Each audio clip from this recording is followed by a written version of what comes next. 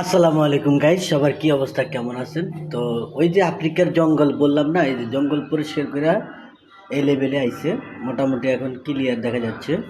তো আমি cut out রাখতে চাই নাই, তো ওনারা আসলে বলছিল যে বাড়িওয়ালারা নাই, তাহলে তো আমরা চাইলেই দেখা গেছে তিনটা কাট আউট চেঞ্জ করে তিনটা ডিপি সার্কিট ব্রেকার লাগাইতে বহুত টাকা খরচ, সেই জন্যে ওই কাজটা করতে চাই না আমার রবিন ভাই। তো এই মূল সমস্যা হচ্ছে গিয়ে আসলে এক একবার এক এক ইলেকট্রিশিয়ান আইসা কাজ করে, সেক্ষেত্রে দেখা যায় মনে করেন যে এই মিটারের যে কোনো একটা প্রবলেমের কারণে এই মিটার থেকে ফেজটা নিয়ে এই মিটারে লাগাই দিছে। তো এই ফলে কী হচ্ছে, নিউট্রাল ফেল করার ফলে এই মিটারটা মাইনাস খেয়ে আসছিল 4,500 টাকা।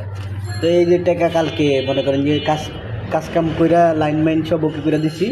যেমন এই যে এই মিটারের নিউট্রাল ফেজ এই মিটারের তারের সাথেই এই ফ্ল্যাটের তারের সাথেই সংযোগ দিছি। আগে কিন্তু এরকম ছিল না, আগে ছিল নিউট্রালের ফেজটার সংযোগটা খুললে ফেজটা অন্য মিটারে ছিল, নিউট্রালটা এই জায়গায় আরেক মিটারে ছিল, এই জন্যে মাইনাস খেয়ে গেছিলো। তো এই যে কার্ড ঢোকানোর পরে যে লাইন সাপ্লাই শুরু হয়ে গেছে। তো এই ছিল এই বোর্ডের কাহিনী, এই আফ্রিকার জঙ্গলের কাহিনী। আফ্রিকার জঙ্গল কাহিনী পরিষ্কার করার পরে এই রূপ ধরা পড়লো। এটার কারণেই ওনারা অনেক দিন ধরে ভুক্তভোগী, এই মিটারে সাপ্লাই হচ্ছিল না, সাপ্লাই দেয় নাই। তো এই জন্যে আবার দেখা গেছে ভাড়াটিয়া আবার কেয়ারটেকারের সাথে একটু কথা কাটাকাটিও হয়েছে।